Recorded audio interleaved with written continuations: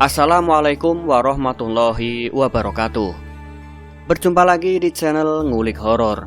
Kali ini saya akan membawakan cerita yang berjudul Tumbal Tanah Kuburan. Cerita ini ditulis oleh Kak Alin Ambarwati. Terima kasih kepada Kak Alin Ambarwati yang telah memberikan izin kepada saya untuk membawakan cerita ini. Tapi sebelum kita masuk ke ceritanya, alangkah baiknya kita berdoa terlebih dahulu agar kita semua diberikan keselamatan dalam membacakan cerita yang sangat menyeramkan ini. Bismillahirrahmanirrahim. Allahumma sholli ala sayyidina Muhammad. Ini dia Ngulik Horor.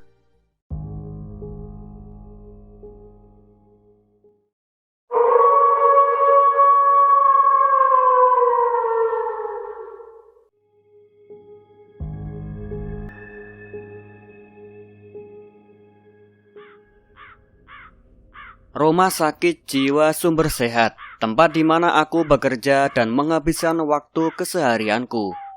Namaku Putri, salah seorang perawat yang sudah lama bertugas menjaga dan merawat pasien yang memiliki gangguan kejiwaan. Aku ingin menceritakan kejanggalan yang terjadi di rumah sakit belakangan ini. Setiap kali aku masuk ke ruangan pasien nomor 103, bulu kuduku seketika merinding. Ruangan itu terasa lembab.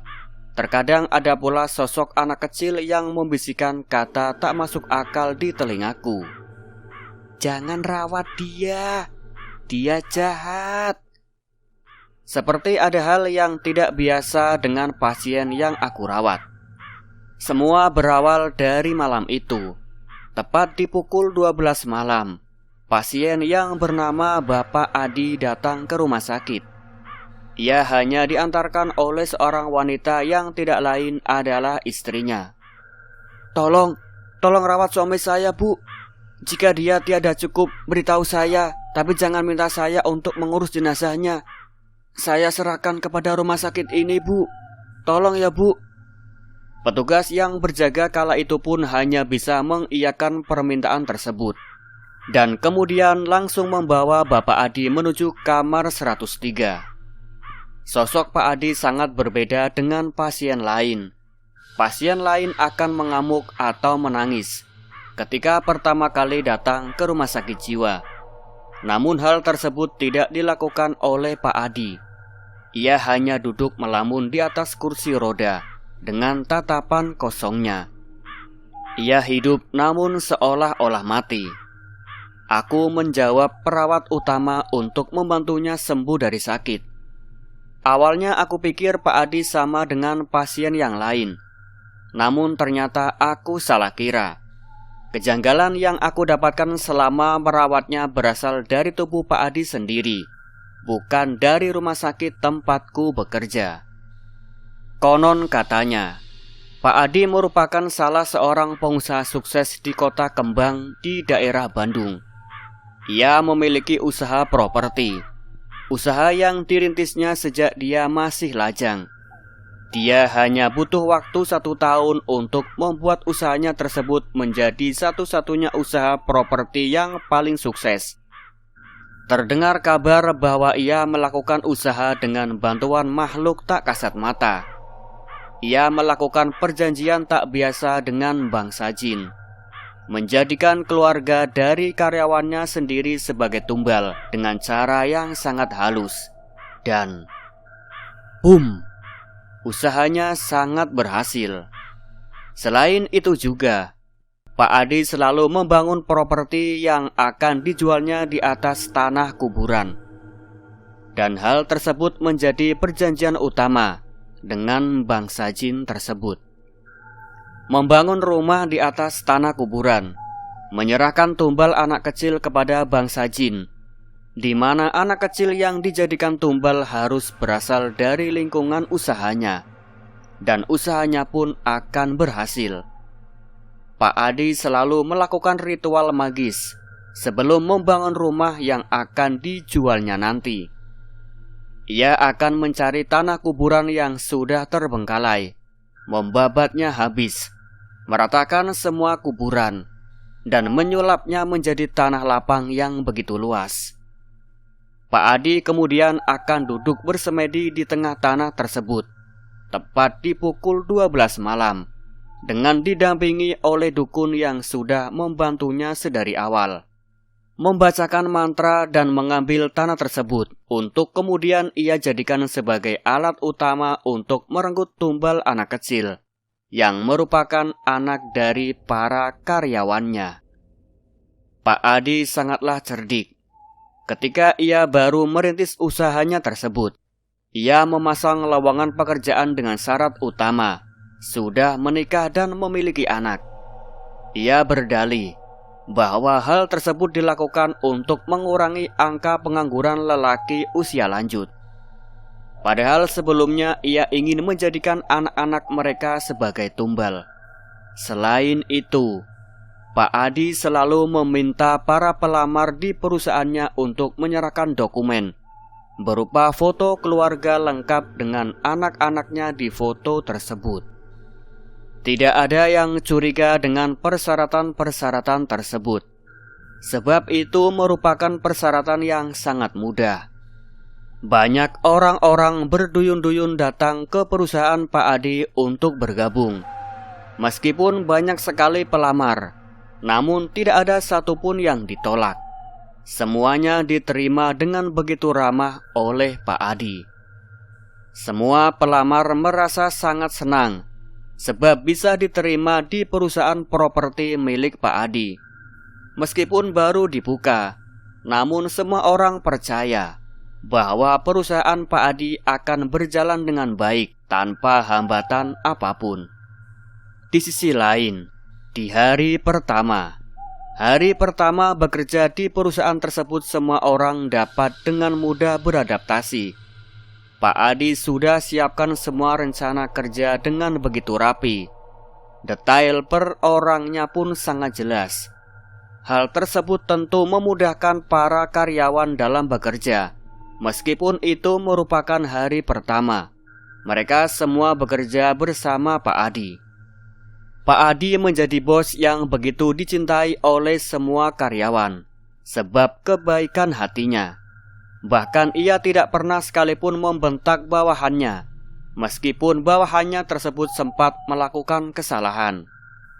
Hingga suatu ketika, kejanggalan pun terjadi.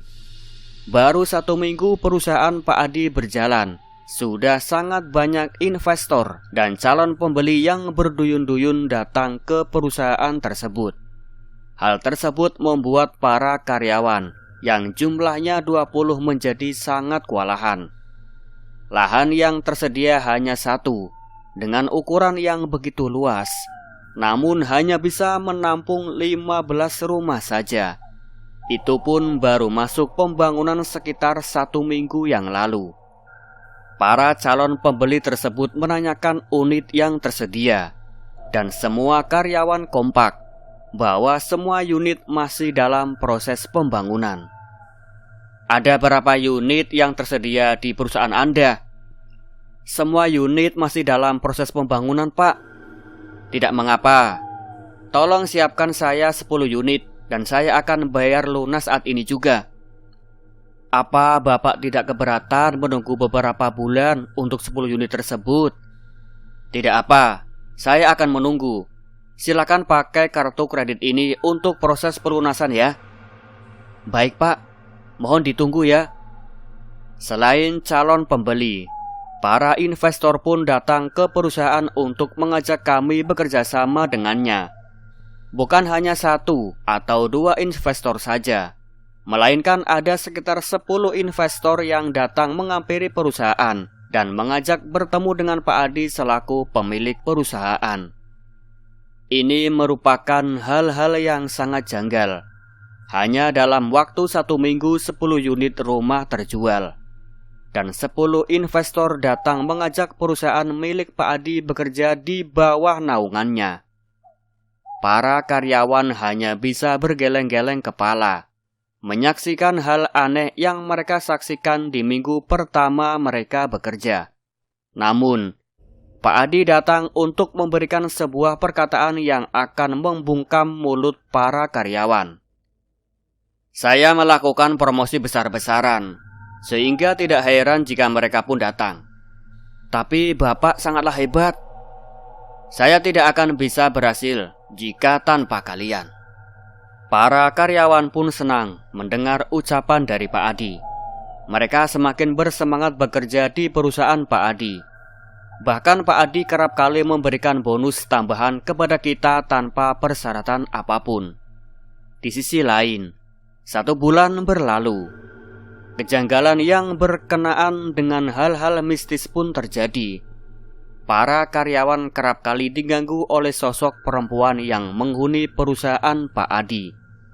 Saat beberapa karyawan melakukan kunjungan ke tanah yang akan dijadikan bangunan, beberapa karyawan seolah-olah dibisiki oleh sosok perempuan. Dengan suara lirihnya membisikkan sebuah kalimat tepat di telinganya. Menetaplah dan matilah. Tak lama setelahnya, salah seorang karyawan memperoleh kabar bahwa anak semata wayangnya mengidap penyakit mematikan dan kemudian meninggal. Kematian anak tersebut menjadi tombak awal Pak Adi menuntaskan perjanjian antara dirinya dengan bangsa jin. Ritual yang dilakukannya yaitu membakar foto keluarga milik karyawan tersebut di atas menyan, dupa, dan yang lainnya. Dan keesokan harinya kematian pun akan menghampiri anak kecil di dalam foto yang sudah dibakarnya. Tumbal pertama bagi perusahaan dapat diserahkan kepada bangsa jin dengan amat rapi. Setelah berhasil menyerahkan tumbal pertama, Pak Adi pun hanya tinggal menunggu kekayaan itu datang dengan sendirinya. Namun, jika ingin kehidupan baik berpihak padanya, maka tiap malam Jumat Kliwon, tumbal harus tersedia dan lakukanlah ritual seperti biasanya. Para karyawan tidak ada yang curiga sama sekali dengan kematian anak tersebut. Mereka berpikir bahwa sakitlah yang sudah merenggut nyawa anak tersebut. Mereka tidak sadar bahwa anak-anak mereka pun akan mendapatkan giliran untuk ditumbalkan. 1 bulan menjalani bisnis properti. Kini Pak Adi menjadi pemuda tampan dengan kekayaan miliaran. Semua gadis nampak menaruh hati kepadanya. Namun Pak Adi bukan tipe orang yang suka tebar pesona. Namun hati Pak Adi bertaut pada salah seorang perempuan cantik dengan bola mata sempurna dan bibir yang begitu tipis. Pak Adi mulai mengajaknya berbincang dan kemudian mengajak gadis itu untuk berkencan. Tak butuh waktu lama, Pak Adi pun kemudian melamar gadis tersebut dan menikahinya. Mereka pun menjadi sepasang suami istri yang begitu bahagia. Di sisi lain, kini kehidupan Pak Adi sangatlah sempurna. Memiliki keluarga bahagia, bisnis yang maju pesat, dan kekayaan yang tak akan habis sampai 7 turunan sekalipun. Meski demikian, Pak Adi tidak melupakan perjanjiannya dengan bangsa jin yang sudah mengangkat derajatnya hingga begitu tinggi. Bulan kedua pun segera tiba. Malam Jumat Kliwon pun hanya tinggal hitungan hari lagi. Pak Adi mulai memikirkan siapa sosok yang akan menjadi tumbal berikutnya. Mata Pak Adi tertuju pada asistennya di kantor yang bernama Tony. Tanpa berpikir panjang, Pak Adi pun memanggil Tony dan dia langsung datang ke ruangannya. Permisi Pak, apakah Bapak mencari saya? Benar Ton, silakan masuk dan duduklah. Baik Pak, ada yang bisa saya bantu Pak? Saya ingin menanyakan hal seputar pribadi kamu Ton. Tujuannya agar saya bisa memperhatikan keluarga karyawan-karyawan saya. Siap Pak, silakan. Ton, apakah kamu memiliki anak? Punya Pak. Saya memiliki 1 orang putra dan 1 orang putri Pak. Bagaimana karakter mereka Ton? Mereka sangat baik dan manis Pak. Mereka tidak pernah merepotkan saya maupun istri saya Pak. Mereka selalu membantu istri saya membersihkan rumah. Bolehkah saya melihat foto keluarga kalian? Saya ingin tahu wajah putra-putrimu. Sangat bisa, Pak. Kebetulan saya selalu menyimpannya di dalam dompet saya, Pak. Tony pun kemudian menyerahkan satu lembar foto keluarga lengkap dengan foto istri dan kedua anaknya. Ia memberikan dengan sukarela kepada Pak Adi. Pak Adi pun menerimanya dengan sumringah. Lucu-lucu sekali kedua anakmu, Ton. Terima kasih, Pak. Kalau saya ingin memberikan kedua anakmu sejumlah uang untuk mereka membeli mainan, apakah diperbolehkan, Ton? Saya takut merepotkan Pak Adi. Tidak merepotkan sama sekali kok, Ton. Pak Adi pun memberikan jumlah uang dengan nominal besar kepada Tony. Meskipun awalnya Tony menolak, namun Pak Adi terus memaksa, sehingga Tony pun segan untuk terus menolaknya. Alhasil, ia pun menerima pemberian uang tersebut. Terima kasih, Pak. Saya akan langsung memberikannya kepada anak-anak saya, Pak. Tapi bolehkah saya menyimpan foto keluargamu, Ton? Sebagai pancingan untuk istri saya, agar dia cepat hamil juga. Sangat boleh, Pak. Terima kasih banyak ya, Ton. Setelah perbincangan personal tersebut, Pak Adi pun meminta Tony untuk melanjutkan pekerjaannya. Tony pun mengiyakan perintah Pak Adi dengan senang hati. Selama hampir 2 bulan bekerja di perusahaan Pak Adi, Tony mereka sangat senang dan beruntung. Sebab di usianya yang sudah mulai lanjut, ia masih bisa diterima di perusahaan bonafit seperti milik Pak Adi. Selain itu juga, Tony merasa beruntung memiliki bos seperti Pak Adi yang selalu memperhatikan semua karyawannya. Setelah berhasil mendapatkan foto keluarga Tony, Pak Adi pun membuka botol berisikan tanah kuburan yang selalu disimpannya di kamar khusus. Ia berniat untuk melancarkan aksinya, menjadikan anak Tony sebagai tumbal pada malam Jumat mendatang. Ia sudah menyiapkan beberapa keperluan yang akan digunakan saat ritual. Ia pun sudah memberikan pesan kepada dukun yang akan membantunya. Sebab ritual penyerahan tumbal kepada bangsa jin tidak bisa dilakukan seorang diri, melainkan harus dipandu oleh dukun yang sedari awal sudah membantu prosesi perjanjian dan penyerahan tumbal. Di sisi lain, Tony tidak mengetahui imbas yang akan diterimanya sesaat setelah memberikan foto keluarganya kepada Pak Adi. Ia tidak curiga sedikit pun kepada Pak Adi, sebab Pak Adi sangat pintar dalam mengambil hati orang lain, terutama para karyawannya yang bekerja di perusahaan properti miliknya. Di sisi lain, hari persembahan tumbal pun tiba, tepatnya pada malam Jumat Kliwon, tepat jam 12 malam. Pak Adi bersama dukun yang akan membersamainya datang ke tanah yang sama seperti bulan lalu. Pak Adi segera menyiapkan perlengkapan ritual persembahan tumbal, membakar dupa dan kemenyan, lalu menyiapkan tanah kuburan beserta foto keluarga yang sudah digenggamnya. Dukun yang membersamai Pak Adi pun mulai melakukan ritual dengan begitu hati-hati. Sebab jika keluarga yang anaknya akan dijadikan tumbal memiliki keimanan yang tinggi dan senantiasa beribadah dan membaca Al-Quran, maka ritual yang dijalankannya tidak akan berhasil. Alhasil semuanya akan sia-sia. Jika suatu malam Jumat Kliwon terlewat begitu saja, tanpa adanya persembahan tumbal, maka keluarga Pak Adilah yang akan menggantikannya. Oleh sebab itu, dukun tersebut selalu mewanti-wanti Pak Adi agar mencari tumbal dari keluarga yang tidak taat ibadah, agar keluarga Pak Adi sendiri pun bisa selamat. Ritual persembahan pun dimulai. Sang dukun dan Pak Adi mulai berkonsentrasi. Angin malam kala itu bertiup begitu kencang. Udara dingin masuk ke dalam tubuh sang dukun dan Pak Adi. Namun keduanya tak berkeming sedikit pun. Biasanya ritual ini akan dilakukan selama 3 jam, dari jam 12 malam hingga jam 3 pagi. Tidak boleh ada satupun orang yang melihat ritual tersebut, agar konsentrasi keduanya tetap terjaga hingga proses ritual selesai. Setelah 3 jam berlalu, ritual pun selesai.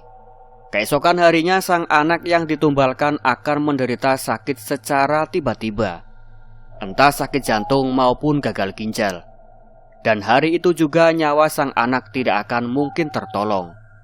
Untuk mengetahui persembahan tumbal tersebut berhasil atau tidak, dapat terlihat dari foto yang ada di prosesi tersebut. Jika anak yang dijadikan tumbal meneteskan darah dari matanya, maka dapat dikatakan persembahan tumbal tersebut berhasil. Setelah melakukan prosesi persembahan tumbal, Pak Adi akan memberikan beberapa kalimat untuk mempersembahkan secara khusus kepada bangsa jin. Terimalah tumbal yang saya berikan, dan berkatilah saya. Setelah berkata demikian, akan ada tiupan angin kencang yang menyelimuti tubuh Pak Adi dan membisikkan kalimat tumbal tepat di telinga Pak Adi. Tumbal. Setelahnya Pak Adi dan sang dukun akan bergegas pulang ke kediaman masing-masing. Dan proses persembahan tumbal di bulan kedua pun selesai. Sesampainya Pak Adi di rumah, sang istri langsung menyambutnya dengan begitu manis, layaknya pengantin baru pada umumnya.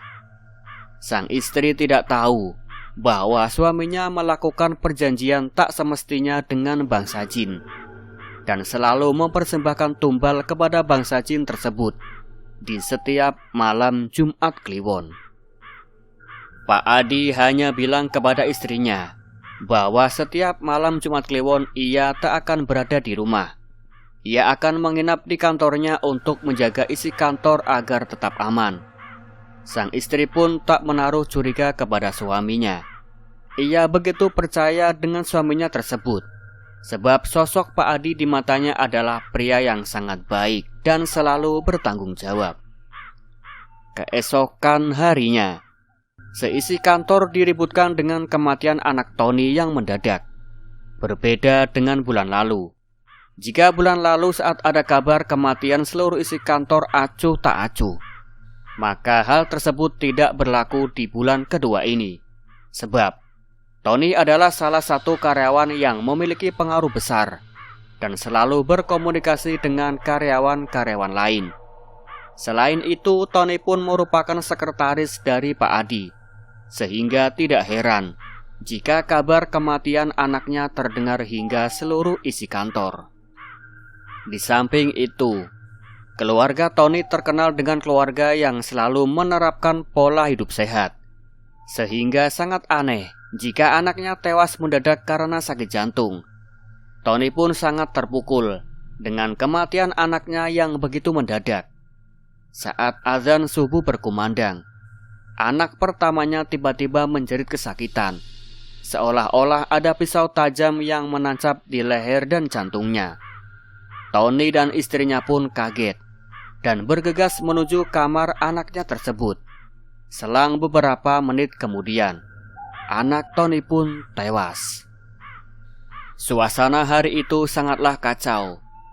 Setibanya di kantor, Pak Adi pun berpura-pura menanyakan kepada para stafnya tentang kejadian yang terjadi saat itu. Seluruh staf pun memberikan informasi anak Tony yang tewas seketika. Selepas itu, Pak Adi pun memerintahkan seluruh staf untuk datang bertakziah ke rumah Tony sebagai bentuk bela sungkawa. Pak Adi pun turut serta ikut ke rumah Tony. Sesampainya di rumah Tony, suasana berkabung sangatlah kental. Seluruh staf kantor satu persatu menyampaikan bela sungkawa, tak terkecuali Pak Adi. Pak Adi juga memberikan uang duka kepada Tony dalam jumlah yang besar. Seluruh staf melihatnya dan memberikan sanjungan kepada Pak Adi. Pak Adi layaknya harimau berbulu domba, nampak baik hatinya, namun kenyataannya ia adalah dalang dari kematiannya. Di sisi lain, 2 bulan berjalan dengan sangat mulus tanpa kendala apapun. Pak Adi merasa senang akan pencapaiannya tersebut. Dan ia berpikir bahwa mempersembahkan tumbal kepada bangsa jin adalah hal yang sangat mudah. Selain itu, citranya di masyarakat dan di kantor sangatlah bagus. Tidak ada satupun orang yang berbicara buruk tentangnya. Saat Pak Adi sedang duduk bersantai di halaman rumahnya, tiba-tiba saja sang dukun datang dengan pakaian dukun pada umumnya.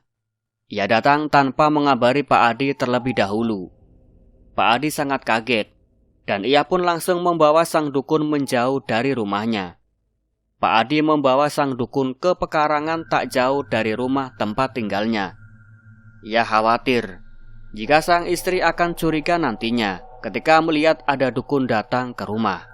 Selain itu, Pak Adi juga khawatir ada tetangganya yang tahu ia kedatangan sosok dukun. "Ada apa Mbah datang ke rumah?" "Ada satu hal yang perlu saya ingatkan kepadamu, anak muda." "Apa itu Mbah? Cepat katakan. Saya tidak punya banyak waktu untuk berbincang dengan Mbah di luar prosesi persembahan yang kita lakukan."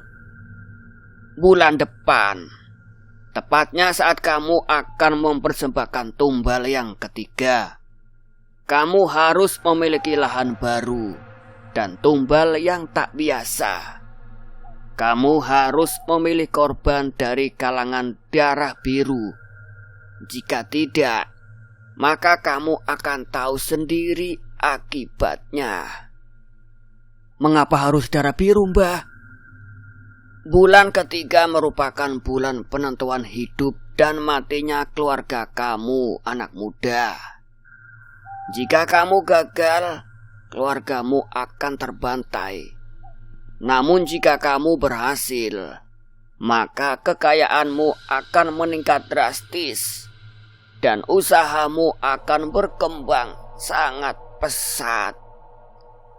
"Saya yakin saya bisa memenuhi persyaratan tersebut, Mbah." "Satu hal lagi, persembahan ketiga dan seterusnya kamu akan melaksanakannya sendiri.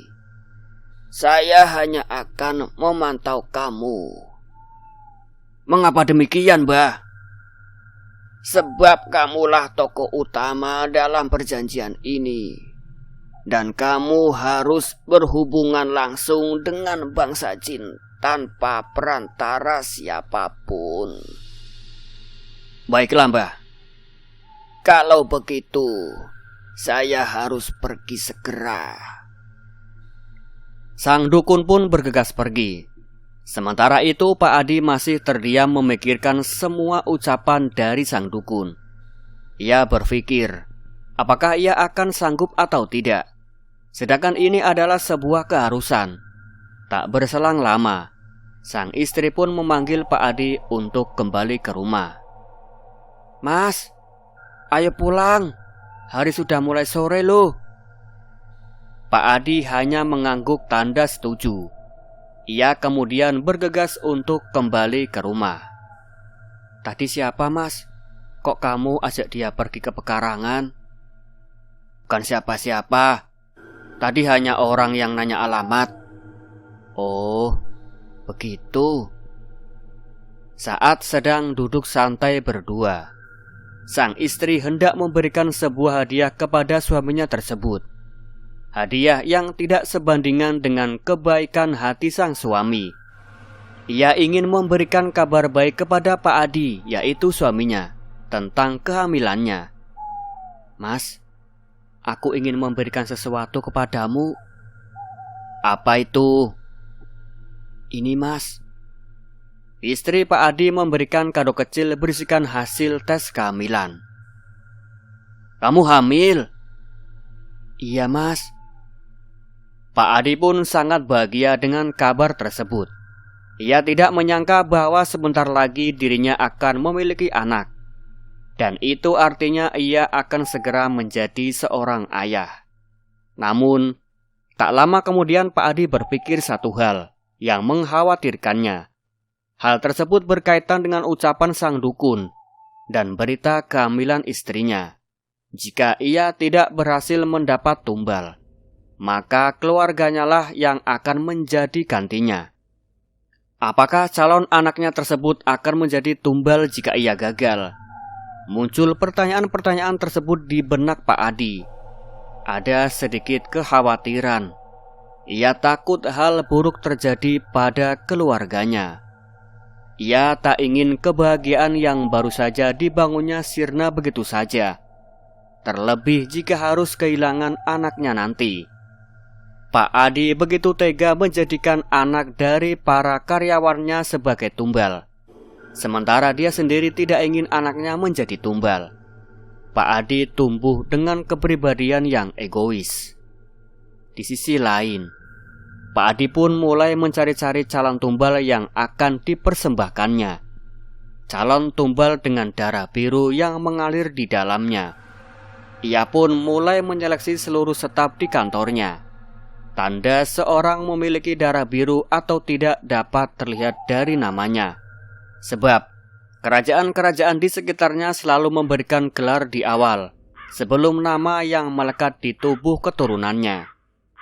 Pak Adi mulai frustasi, sebab tak ada satupun karyawannya yang memiliki gelar tersebut. Ia pun mulai memutar otak.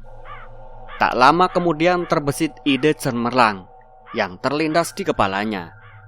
Ia berpikir untuk menjalin kerjasama dengan salah satu keraton yang jaraknya tak jauh dari kantornya tersebut. Ia akan menawarkan kerjasama pembangunan kembali keraton yang sudah mulai lapuk dimakan usia. Keesokan harinya, Pak Adi pun mulai bersiap-siap untuk datang ke keraton. Ia bertemu dengan salah seorang staf di sana, dan kemudian mulai berbincang perihal kerjasama. Pihak keraton terpikat dengan perkataan Pak Adi yang begitu manis. Pak Adi mengatakan bahwa ia akan menyulap bangunan keraton tanpa mengubah nilai sejarah yang melekat di tiap bangunannya tersebut. Tidak butuh waktu lama untuk menemukan kesepakatan. Namun ada satu syarat yang Pak Adi ajukan kepada pihak keraton. Ia ingin salah satu keturunan keraton tersebut, khususnya yang sudah berkeluarga, bisa bergabung di perusahaan tersebut, agar terjalin kerjasama yang baik dan mudah antara keduanya. Pihak keraton pun menyanggupi, dan ia menunjuk salah seorang keturunan yang silsilahnya cukup jauh dari raja sekarang untuk bisa bergabung di perusahaan properti milik Pak Adi. Pak Adi sangat kegirangan, sebab ia dengan mudahnya bisa mendapatkan karyawan yang memiliki garis keturunan darah biru. Nama panggilannya Ageng. Ia memiliki garis keturunan kerajaan. Ia memiliki darah biru. Pak Adi pun mencoba mendekatinya dan membuat sosok Ageng ini nyaman bekerja dengannya. Pak Adi memberikan beberapa fasilitas tak biasa kepadanya. Ucapan Pak Adi pun begitu santun.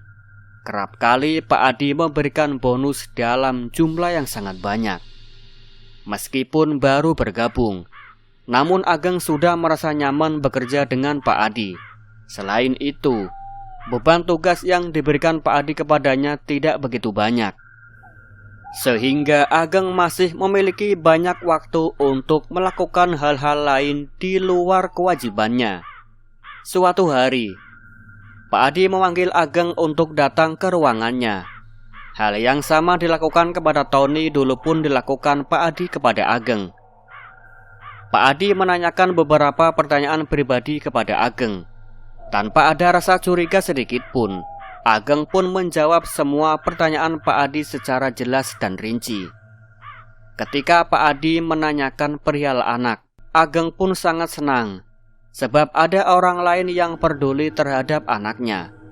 Ageng pun memberikan foto anak semata wayangnya kepada Pak Adi. Setelah mendapatkan apa yang dimau, Pak Adi pun meminta Ageng untuk kembali menjalankan pekerjaannya sebaik mungkin. Tersisa waktu 1 minggu lagi menuju malam Jumat Kliwon. Pak Adi sudah tidak sabar untuk memberikan tumbal anak darah biru yang sudah digenggamnya kepada bangsa jin. dan ia pun juga tidak sabar untuk menjalankan semua ritualnya seorang diri. Di sisi lain, Pak Adi terus merawat istrinya yang sedang hamil. Kandungan istrinya mulai memasuki usia 6 minggu. Pak Adi selalu memberikan nutrisi terbaik untuk calon bayinya tersebut. Sang istri pun sangat bahagia, sebab Pak Adi selalu menemaninya dan selalu menuruti apa yang ia mau. Ia sangat beruntung memiliki sosok suami seperti Pak Adi. Dan hari persembahan pun tiba. Seperti biasa, Pak Adi sudah menyiapkan segala sesuatunya. Sang dukun pun datang tepat waktu. Sebelum melakukan ritual, sang dukun lebih dulu memberikan penjelasan tentang tahapan-tahapan persembahan tumbal malam itu. Sang dukun mewanti-wanti agar tidak ada satupun tahapan yang terlewat.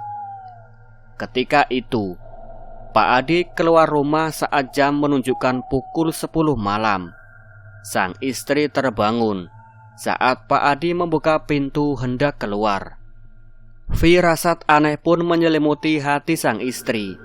Ia merasa sangat ingin ikut dengan suaminya.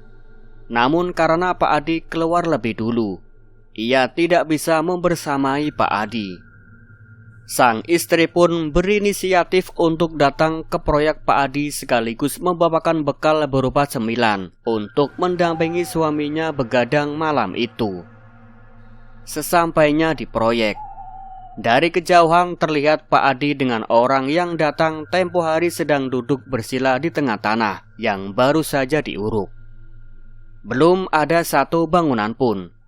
Ia teringat bahwa suaminya tempo hari sedang mencari lahan baru untuk pembangunan kompleks perumahan keduanya. Namun yang menjadi janggal ialah ketika sang istri melihat sang suami seolah-olah sedang melakukan ritual yang tak semestinya. Sang istri hanya mengamati dari kejauhan. Ia memperhatikan gerak-gerik suaminya tersebut. Ia merasa suaminya sedang melakukan pemujaan. Sang istri meneteskan air mata melihat apa yang dilakukan suaminya tersebut. Meskipun melihat dari jarak jauh, namun ia tahu betul bahwa yang dilakukan sang suami adalah tindakan yang tidak benar, tindakan menyekutukan Tuhan. Karena tidak tahan melihat hal tersebut, sang istri pun pulang dengan air mata yang tak henti-hentinya diusapkan.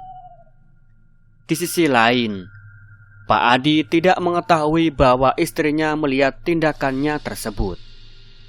Keesokan harinya, istri Pak Adi memilih untuk meninggalkan rumah.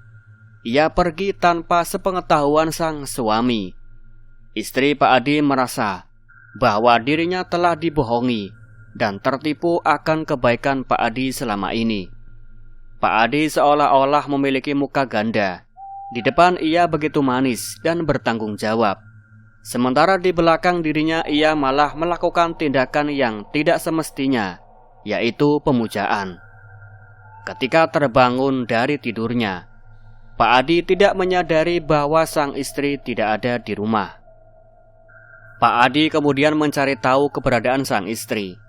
Ia mencoba menghubungi istrinya, namun tak kunjung dijawab.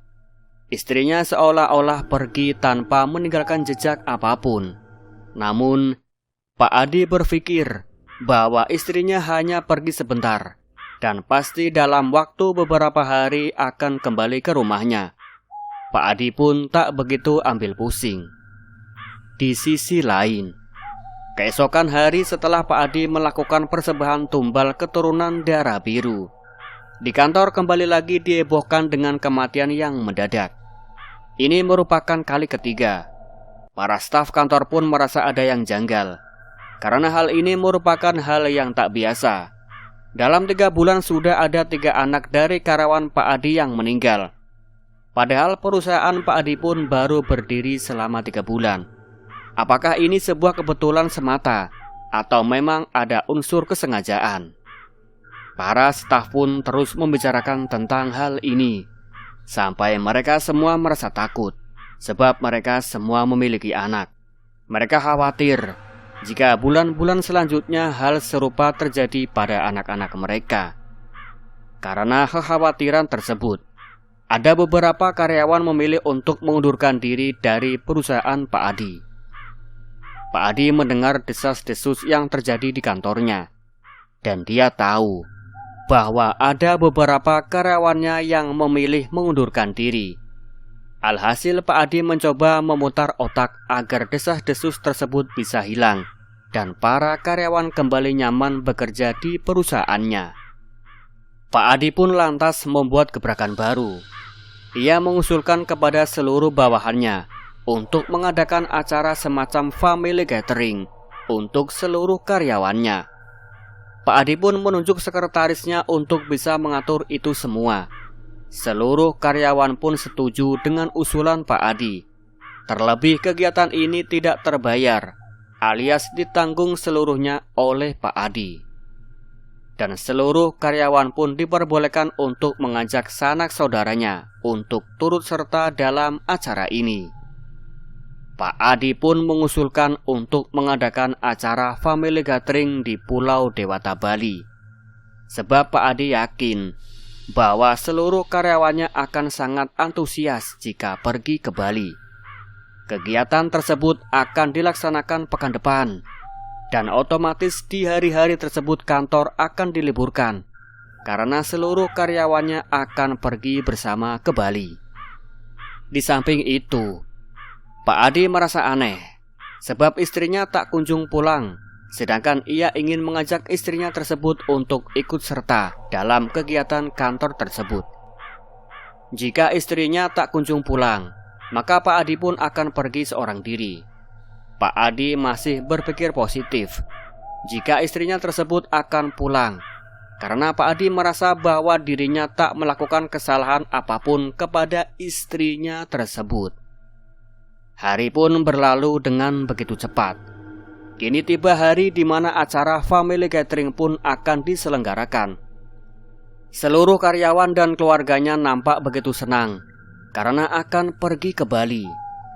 Mereka tidak sadar bahwa kegiatan tersebut menjadi langkah cepat dari Pak Adi untuk menutupi desas-desus tentang kematian anak-anak dari karyawannya yang begitu mendadak.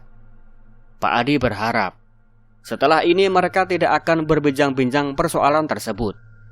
Pak Adi berusaha dengan keras agar semua karyawannya tidak pergi dari perusahaannya. Sebab jika jumlah karyawan menjadi sedikit, maka ia akan kesulitan untuk menemukan tumbal.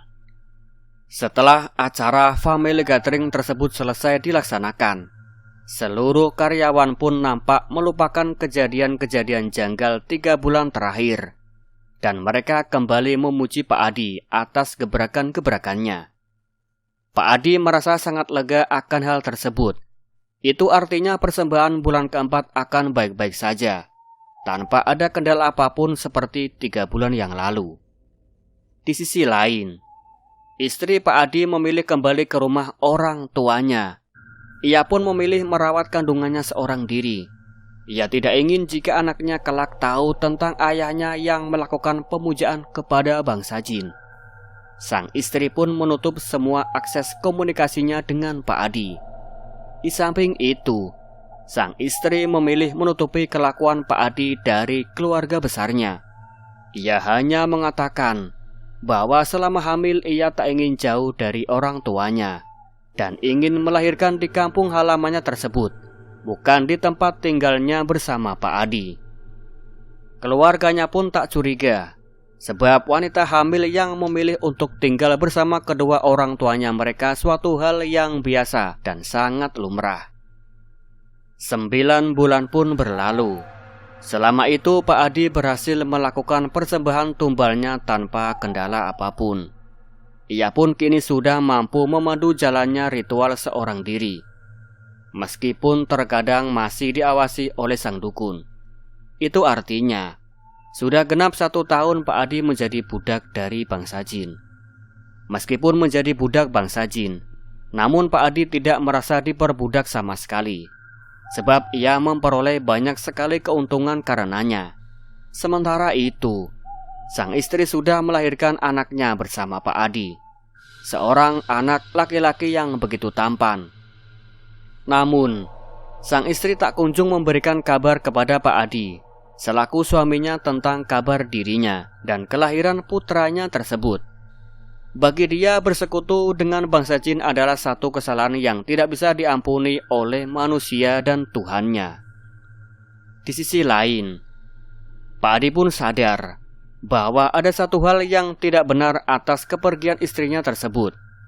Ia baru sadar ada hal yang tidak baik-baik saja, sebab sudah 9 bulan sang istri meninggalkan dirinya tanpa kabar apapun. Pak Adi pun mulai bertanya-tanya dalam dirinya, apakah dia melakukan sebuah kesalahan besar atau lainnya. Pak Adi pun bertekad untuk mencari istrinya tersebut sampai dapat. Selama 9 bulan ini Pak Adi terlalu berpikir positif dan terlalu yakin jika istrinya akan pulang, sehingga ia tak mencari istrinya tersebut dengan sungguh-sungguh. Ia hanya fokus kepada kekayaan dan usahanya saja. Pak Adi memutuskan untuk mengambil cuti demi mencari istrinya. Ia pun yakin bahwa anak dalam kandungan istrinya tersebut sudah lahir. Sebab ini sudah sekitar 9 bulan sang istri meninggalkan rumah. Di samping itu, sang istri sudah tidak begitu menghiraukan lagi tentang Pak Adi. Ia hanya fokus kepada putranya. Namun kehidupannya tersebut ditanggung secara keseluruhan oleh orang tuanya selama hamil dan melahirkan. Terkadang ada rasa tidak enak yang menyelimutinya. Ia sudah terlalu sering merepotkan orang tuanya. Ia pun tidak ingin terus-terusan menjadi beban kedua orang tuanya. Selepas melahirkan, istri Pak Adi tersebut bermaksud untuk mencari pekerjaan untuk menghidupi dirinya sendiri dan putranya. Ia kemudian menyebarkan beberapa lamaran pekerjaan ke beberapa perusahaan yang tak jauh dari rumahnya. Namun, tak ada satupun perusahaan yang berkenan menerimanya. Ia pun hampir putus asa. Dan ia berpikir, apakah sebaiknya ia kembali ke Pak Adi suaminya atau tetap di orang tuanya. Jika terus menetap di orang tuanya, maka ia akan terus-menerus merepotkan orang tuanya tersebut. Namun jika kembali ke suaminya, ia masih tidak habis pikir akan kelakuan suaminya tersebut. Ia pun dirundung kebimbangan. Di sisi lain, Pak Adi berhasil menemukan keberadaan sang istri yang ternyata ada di rumah orang tuanya. Pak Adi merasa malu sebab ia berpikir bahwa ia tidak bisa menjaga istrinya, hingga istrinya tersebut memilih pergi dalam kondisi hamil tanpa membawa apapun. Kemudian, Pak Adi memutuskan untuk datang ke rumah orang tua istrinya tersebut. Ia bermaksud membujuk istrinya agar mau kembali bersamanya. Sebelum itu, Pak Adi terlebih dahulu menanyakan tentang kesalahan yang diperbuatnya tersebut. "Mengapa kamu pergi dari rumah?" "Saya tidak nyaman, Mas." "Hal apa yang membuat kamu tidak nyaman?" "Saya sudah berusaha memenuhi semua kewajiban saya sebagai seorang suami. Saya sediakan kamu tempat tinggal. Kamu minta apapun saya penuhi. Dan saya pun berusaha menjadi suami yang baik untukmu.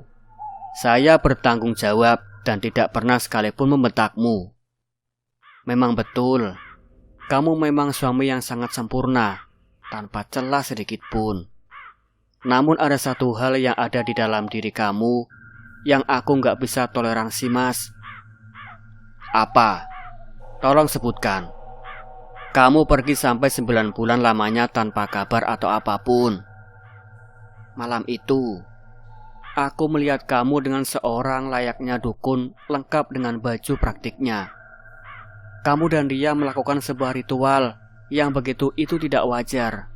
Kamu melakukan pemujaan terhadap bangsa jin, kan? Kamu mempersembahkan sesuatu yang aku sendiri pun tidak tahu. Apa ada hal yang kamu sembunyikan, Mas?" "Sejak kapan kamu tahu hal itu?" "Sejak aku pergi meninggalkan rumah malam itu, Mas." "Aku bisa jelasin semuanya. Ini bukan seperti hal yang kamu ketahui. kita perlu cari tahu terlebih dahulu. Apa yang perlu dicari tahu dulu, Mas? Baiklah, karena kamu sudah tahu, jadi alangkah lebih baiknya jika aku ceritakan semuanya kepadamu tentang sesajen, persembahan, dan lainnya. Silakan, aku akan terus mengawasi kamu. Pak Adi pun kemudian menjelaskan asal-muasal dirinya, dari mana ia mendapatkan uang secara instan, dan tentang semua hal. Ia menceritakan secara detail awal pertemuannya dengan bangsa jin, perjanjian apa yang dilakukannya dengan bangsa itu, dan bagaimana prosesi persembahan tumbal yang selama ini dilakukan di setiap malam Jumat Kliwon dengan tumbal anak-anak kecil yang tidak berdosa. Sang istri sangat kaget mendengar pengakuan dari sang suami. Kenyataannya lebih buruk daripada dugaannya tersebut. Sang istri hanya bisa menangis. Ia tidak menyangka bahwa suaminya tersebut sudah melakukan hal yang tidak semestinya. Terlebih lagi menjadikan anak-anak kecil sebagai tumbal, di mana hati nuraninya tersebut. Dan jika anaknya sendiri yang belum lama lahir yang menjadi tumbal bagaimana? Sang istri hanya menangis tanpa henti. Sedangkan Pak Adi nampak begitu menyesal. Ia bahkan sampai rela mencium kaki istrinya tersebut sebagai bentuk rasa salahnya yang mendalam. Di sisi lain, sang istri pun luluh saat melihat sang suami sampai rela mencium kakinya dan menangis tanpa henti karena penyesalannya tersebut. Sang istri melihat ketulusan dari sosok Pak Adi suaminya tersebut. Sampai akhirnya ia pun memutuskan untuk memaafkan sang suami dan mau diajak kembali kepadanya. Sang suami memberikan kesempatan kedua kepada Pak Adi, bukan hanya karena rasa penyesalan dari Pak Adi saja, melainkan ia pun memikirkan masa depan putranya yang baru saja lahir. Ia tak ingin putranya tumbuh tanpa kehadiran seorang ayah di sampingnya. Ia pun memutuskan untuk kembali ke rumahnya bersama Pak Adi bersama putranya. Pak Adi sangat bahagia akan hal itu. Ia tak henti-hentinya mengucapkan terima kasih kepada sang istri atas kesempatan kedua yang telah diberikan kepadanya. Pak Adi pun berjanji untuk meninggalkan hal bodoh yang sudah ia lakukan 1 tahun ini. Pak Adi dan sang suami beserta anaknya pun hidup bahagia setelahnya. Tak ada percecokan ataupun hal lain yang menerpa kehidupan keluarga Pak Adi. Sampai akhirnya tiba di hari persembahan tumbal untuk bangsa jin. Meskipun Pak Adi berjanji akan menyudahi semuanya, namun pada kenyataannya Pak Adi tidak benar-benar berhenti. Sebab ia sudah begitu terikat dalam perjanjian bangsa jin, sehingga tidak mudah untuk bisa lepas dari itu semua. Sedari awal sudah ditegaskan bahwasanya perjanjian ini adalah perjanjian abadi. Jika Pak Adi memilih untuk berhenti, maka dirinya lah yang akan mati ataupun merasakan hal buruk dalam hidupnya. Berbeda dengan persembahan di bulan-bulan lalu, pada Jumat Kliwon ini Pak Adi sama sekali belum menyiapkan sosok anak yang akan ditumbalkannya. Pak Adi dihantui rasa bersalah kepada istrinya dan anak semata wayangnya tersebut, hingga ia tidak mencari tumbal hingga malam Jumat Kliwon pun tiba. Pak Adi meminta solusi kepada sang dukun yang membantunya untuk dicarikan tumbal. Namun hal ini tidaklah mudah, sebab tumbal yang dipersembahkan haruslah berasal dari lingkungan Pak Adi itu sendiri, baik dari karyawannya maupun keluarganya, tidak boleh sembarangan. Pak Adi pun terus memohon kepada sang dukun agar dicarikan jalan keluar sebelum jam 12 malam ini tiba. "Mbah, saya sama sekali belum menyiapkan persembahan. Lalu bagaimana, Mbah?" "Tumbal harus sudah ada sebelum jam 12 malam. Jika tidak, maka kamu akan mati atau hal buruk akan datang kepadamu, cepat atau lambat." "Apa tidak ada jalan lain, Mbah?" Misalnya saya memberikan sejumlah uang kepada mereka atau lain sebagainya, Mbah. Tidak bisa. Lalu saya bagaimana, Mbah? Tumbalkan putramu. Tidak mungkin, Mbah. Saya baru saja memiliki anak, dan dia baru saja berumur 1 bulan. Tidak mungkin saya menghancurkan keluarga saya sendiri. Tidak ada pilihan lain. Jika kamu ingin mati ya sudah, tidak masalah. Saya tidak ingin mati, Mbah. Ya sudah, korbankan anakmu. Pak Adi pun merasa bimbang akan semuanya. Sementara jam 12 malam tinggal 5 jam lagi datang. Pak Adi kemudian datang ke kamar sang anak. Ia melihat anaknya yang sedang ditidurkan oleh sang istri. Anaknya begitu tampan dan lucu, sehat dan lengkap tanpa kurang satupun. Anak kita ganteng banget ya, Dek? Iya, Mas. Anak kita memang sangat ganteng. Aku sangat bersyukur punya dia, Mas. Kita kan belum punya foto bertiga. Gimana kalau kita swafoto bertiga, Dek? Boleh juga itu, Mas. Supaya bisa dipajang di ruang tamu kita ya, Mas. Mereka bertiga pun mengambil foto. Pak Adi tidak henti-hentinya memandangi foto yang baru saja diambil. Seketika saja ia meneteskan air mata. Ia berpikir apa ia tega menjadikan anaknya yang baru berusia 1 bulan menjadi tumbal. Pak Adi pun memutuskan untuk pergi ke depan rumah untuk menenangkan diri.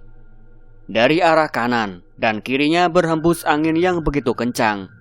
Angin tersebut membisikkan sebuah kata yang begitu aneh. Tumbalkan anakmu, atau kamu akan mati. Bulu kuduk Pak Adi seketika saja berdiri. Ia merasa kata-kata itu sangat tajam dan langsung masuk ke dalam jiwanya. Tak berselang lama, Pak Adi pun memutuskan untuk pergi ke tempat biasanya.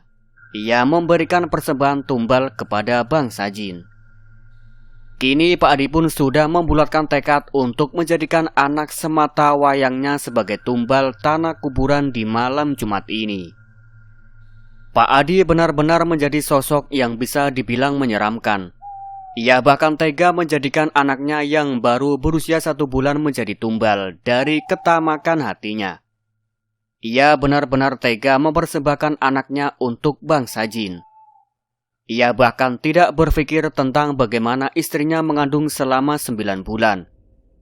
Bagaimana istrinya melahirkan hingga mempertaruhkan nyawanya.